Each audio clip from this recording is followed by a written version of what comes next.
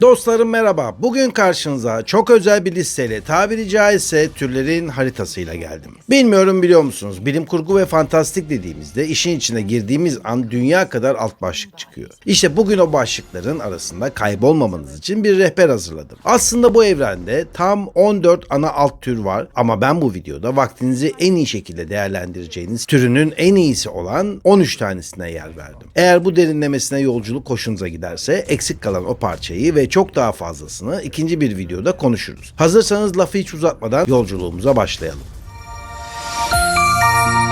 Alt tür olan Cyberpunk'ın örneklerinden Altered Carbon. Neon ışıklarının altında çürüyen bir insanlık. Altered Carbon, ölümün sadece bir veri depolama sorunu olduğunu, ruhun dijitalleştiği o tekinsiz geleceği sunuyor. Bay City'nin o yağmurlu kalabalık ve dikey mimarisi sınıfsal uçurumu gözümüze sokuyor. Zenginlerin gökyüzünde, yoksulların ise çamur içinde yaşadığı bu evren, Blade Runner'ın mirasını çok daha vahşi bir aksiyonla harmanlıyor. Richard K. Morgan'ın kitabından uyarlanan ilk sezonun bütçesi o dönem için Game of Thrones bölümleriyle yarışıyordu. Takeshi Kovacs karakterinin dövüş koreografileri için Joel Kinnaman günde 6 saat boyunca Brezilya Jiu-Jitsu eğitimi aldı. Dizideki Stek adı verilen çiplerin tasarımı için nöroteknoloji üzerine çalışan tasarımcılardan fikir alındı. İlk sezon bir şaheserken ikinci sezondaki o ruhun çekilmesi halini kabul etmemiz lazım. Eğer görsel şölen ve felsefi bir dedektiflik hikayesi arıyorsanız ilk sezonu kutsal kitabınız yapabilirsiniz.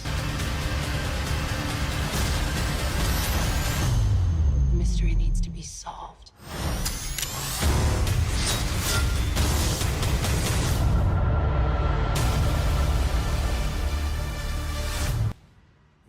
Diğer bir alt tür de post apokaliptik yani kıyamet sonrasına örnek Twisted Metal. Kıyamet sonrası her zaman gri ve depresif olmak zorunda değil. Twisted Metal, Mad Max'in üzerine şekerli bir enerji içeceği dökülmüş hali gibi. Kaosun modifiye edilmiş, silahlı araçların ve ikonik palyaço Sweet Tooth'un hakimiyetindeki bir dünya. Renkler canlı, şiddet absürt ve tempo asla düşmüyor. PlayStation'ın efsanevi oyun serisinden uyarlanan yapımda araçların büyük çoğunluğu CGI değil, gerçekten inşa edilmiş mekanik canavarlar. Anthony Mackie'nin canlandırdığı John Doe karakteri oyunun o kaotik ruhunu kurye perspektifiyle çok iyi yansıtıyor. Ciddiyet bekleyenler hayal kırıklığına uğrayabilir. Bu bir suçluluk duyulan zevk dizisi. Hafta sonu kafayı boşaltmak ve safi aksiyon izlemek isteyenler için birebir. We both know who rules Vegas, John.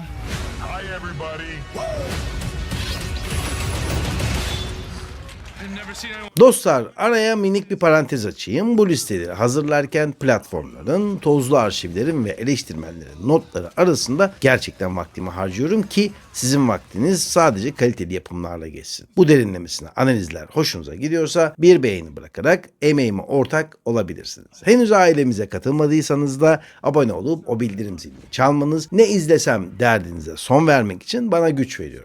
Alt türlerden bir diğeri steampunk ve bunların da en iyilerinden biri Arcane. Piltover'ın ışıltılı teknolojik zirvesi ile Zaun'un kirli, kimyasal ve neonlarla aydınlanmış yeraltı dünyası. Animasyon dünyasının çıtasını Arclight seviyesine çıkaran bir görsel şölen. Buhar gücüyle sihrin birleşimi türün en rafine halini sunuyor. Renk geçişleri, karakterlerin mimiklerindeki duygu yoğunluğu inanılmaz. Fransız animasyon stüdyosu Fortige her bir kareyi tek tek elle boyanmış gibi duran bir özel teknikle hazırladı. Müzikler o sahnelerin duygusuna özel olarak bestelendi. Kusur bulmakta zorlandığım nadir işlerden arkadaşlar. Sadece bir animasyon değil, sinematik bir devrim. Müthiş.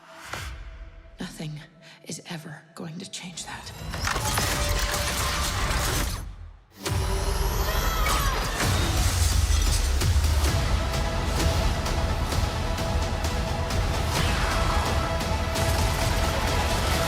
Some unfortunate souls are cursed to live always.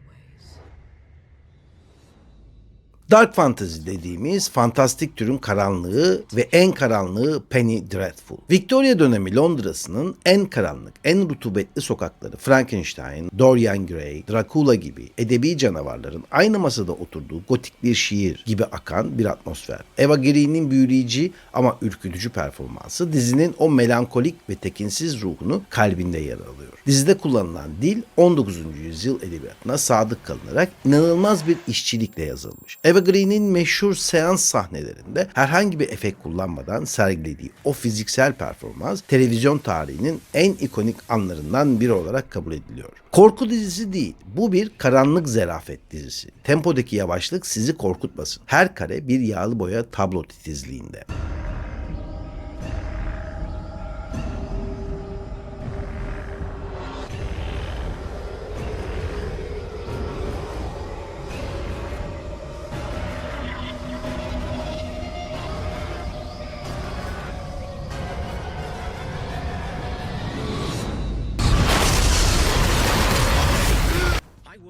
Bir diğer alt tür ölümsüzlük.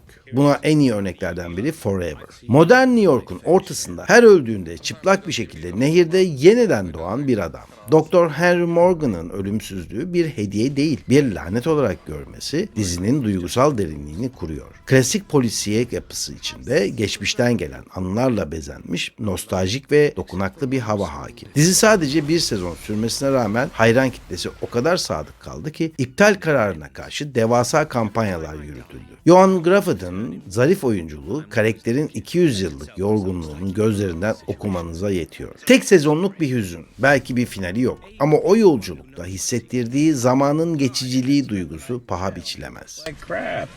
Thank you, Adrian. So, Henry Morgan, what's your story?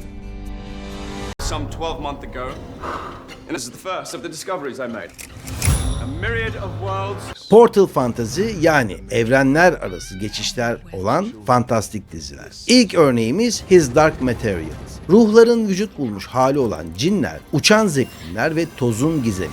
Philip Pullman'ın devasa evreni çocuksu bir fantazi gibi başlasa da çok hızlı bir şekilde din, otorite ve varoluş sorgulamasına evriliyor. Paralel evrenler arasındaki geçişler görsel olarak hem büyüleyici hem de hüzünlü. BBC ve HBO ortaklığı kitaplardaki dinsel eleştirileri törpülemeden ekranlara taşıdı. Dizideki her cinin hareketi onları seslendiren oyuncuların mimikleriyle senkronize edildi. Harry Potter bekleyenler yanılır. Bu yapım çok daha ağır ve felsefi bir yük taşıyor. Lira'nın büyümesini izlemek bir neslin olgunlaşma sancısı gibi. Seize the possibilities. No more oppression. Please don't hurt me. No more abuse. No more darkness.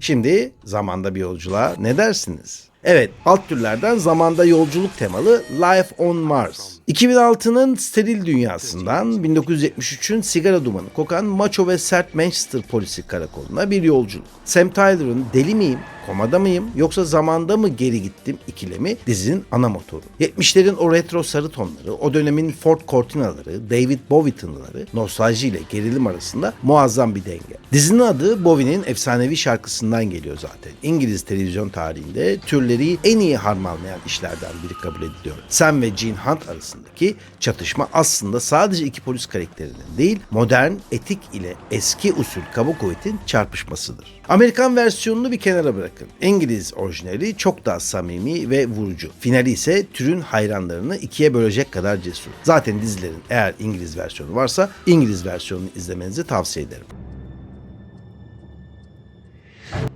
Grimdark alt türünde de benim en sevdiğim oyunculardan Tom Hardy'nin dizisi Tabu. Kirli, paslı, çamurlu ve son derece vahşi. Tom Hardy'nin canlandırdığı James Delaney karakteri Afrika'dan Londra'ya döndüğünde sadece beraberinde elmasları değil bir laneti ve intikamı da getiriyor. Burası centilmenlerin değil, hayatta kalmak için birbirini çiğneyenlerin dünyası. Tom Hardy ve babası Chip Hardy tarafından yaratılan dizi East India Company'nin o dönemdeki karanlık gücünü ve yolsuzluklarını tarihsel bir zeminle harmanlıyor. Hardy karakterin o kendine has mırıltılarını ve tavırlarını bizzat metot oyuncusu olarak geliştirdi. Büyük oyuncu büyük. İzlerken boğazınızda bir toz bulutu hissedeceksiniz. Çok sert bir iş, herkese göre değil. Ama kaliteli işçilik arayanlar için kaçınılmaz bir durak. That man will hang for treason. Just kill him.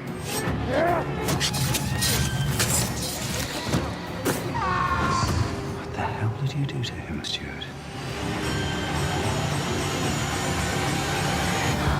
Alternatif tarih fantastik dizilerin alt türlerinden biri. 11-22-63. 1960'ların o pastel renkli, umut dolu ama bir o kadar da tehlikeli Amerika'sı. Stephen King'in kaleminden çıkan bu hikayede JFK suikastını önlemek için geçmişe giden bir öğretmenin hikayesini izliyoruz. Zamanın direnç gösterdiği, geçmişin değiştirilmek istenmesine karşı fiziksel bir tepki verdiği o gergin atmosfer dahice işlenmiş. Yapımcılığını J.J. Abrams'ın üstlendiği mini dizide Lee Harvey Oswald'ın hayatı en ince detayına, mesela evindeki eşyalar, eşiyle olan ilişkisi gibi tarihsel gerçeklere dayandırılarak kurgulandı. James Franco'nun karakterinin zaman yolculuğu yaptığı o meşhur dolap King hayranları için ikonik bir detay. Geçmiş geçmişte kalmalıdır önermesinin en hüzünlü ve gerilimli kanıtı. Finali ise hem kalbinizi kıracak hem de size keşke dedirtecek.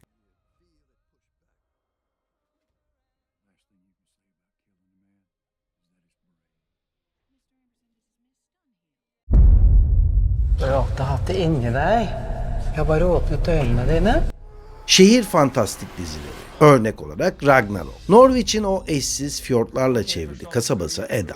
Soğuk, sisli ve her an bir derin dağların arasından çıkabileceği hissini veren bir atmosfer. İskandinav mitolojisini modern dünyadaki yansımalarını küresel ısınma ve endüstriyel kirlilik temalarıyla birleştiren gençlik draması soslu bir uyanış hikayesi. Dizideki devler modern dünyada devasa bir holdingin sahipleri olarak resmediliyor. Bu mitolojideki kaos güçlerinin günümüzde kapitalizmle nasıl vücut bulduğuna dair zekice bir metafor. Norveççe çekilmesi hikayenin otantik gücünü ikiye katlıyor. Final sezonu biraz aceleye getirilmiş gibi hissettirse de mitolojiyi Marvel tarzı dışında görmek isteyenler için çok değerli bir yerel bakış açısı. Kim er du?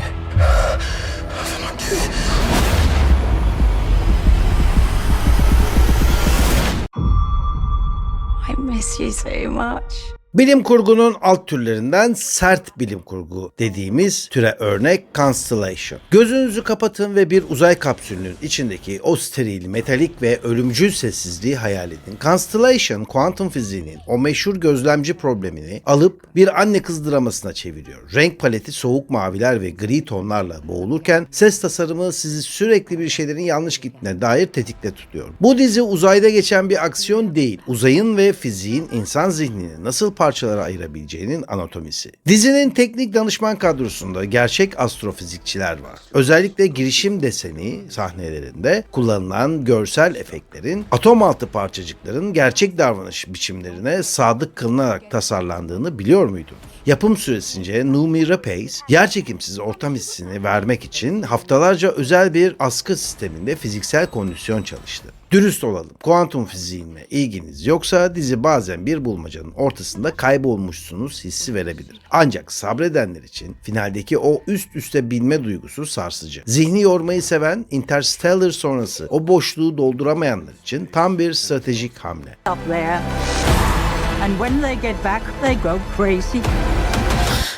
This isn't madness. You need to help me. I need to go back to her. Do I seem the same to you? I just don't feel like you're my mom. Look at the state we are in. God knows we need to shake things up. So, I propose that in order to vote, every British citizen must take an IQ test. Alt türlerin diğeri distopya. Years and Years. Bu dizi uzak bir gelecek değil, yarından sonraki pazartesi gibi hissettiriyor. Russell T. Davies Lyons ailesi üzerinden önümüzdeki 15 yılın politik, teknolojik ve ekolojik çöküşünü hızlandırılmış bir turla önümüze atıyor. Evin içindeki o sıcak aile sofrasının dışarıdaki totaliterleştirme ve ekonomik krizle nasıl adım adım zehirlendiğini izlemek nefes kesici. Dizideki birçok kehanet, ki işte bunlar deepfake kullanımı, mülteci krizleri, banka iflasları çekimlerden sadece 1-2 yıl sonra gerçekleşti. Senaryonun başarısı büyük olaylar değil, bu olayların sıradan bir insanın mutfağına nasıl sızdığını anlatmasında yatıyor. Vivian Rook karakteri dünya tarihindeki birçok popülist liderin bir nevi prototipi olarak tasarlandı. İzlerken bu kadarı da olmaz diyemiyorsunuz. Çünkü hepsi tanıdık. Psikolojik olarak sizi hırpalayabilir ama bu dönemin ruhunu anlamak için izlenmesi zorunlu bir yapım. This country has never been more magnificent. I look ahead and see glory. Are you with me? Destansı fantazi bir diğer alt tür fantastik videoların. A Night of Seven Kingdoms. Game of Thrones'un devasa politik savaşlarından biraz uzaklaşıp daha şövalye odaklı, daha toprak kokan bir hikayeye giriyoruz. Sir Uzun Duncan ve yaveri Egg'in Westeros yollarındaki yolculuğu epik fantazinin o macera ruhunu yeniden canlandırıyor. Ejderhaların gölgesinden çok kılıcın ve onurun ağırlığını hissedebileceğimiz bir dünya. George R.R. Martin'in Duncan and Egg romanlarından uyarlanan bu seri ana diziden yaklaşık 100 yıl öncesini anlatıyor. HBO bu dizide görsel ihtişamdan ziyade karakter derinliğine ve şövalyelik kodlarına odaklanacağını duyurdu. Bu Westeros evreninin western hali gibi olacak. Eğer politik entrikalardan yorulduysanız ve daha saf bir kahramanlık hikayesi arıyorsanız bu yapım Westeros'a bakış açınızı değiştirecek. Gördüğünüz gibi dostlar, kuantum odalarından Victoria Londra'sına, Westeros'un tozlu yollarından 60'ların Amerika'sına kadar devasa bir yelpazeyi taradık. Her biri kendi türünün DNA'sını taşıyan, izleyicisine saygı duyan yapımlar. Peki sizin bu listedeki favoriniz hangisi? Ya da şu türün hakkını veren dizi aslında şudur dediğiniz bir yapım var mı? Yorumlarda o meşhur derin sohbetlerimize devam edelim. Kendinize iyi bakın, kaliteli yapımların gölgesinde kalın. Hadi ben kaçtım.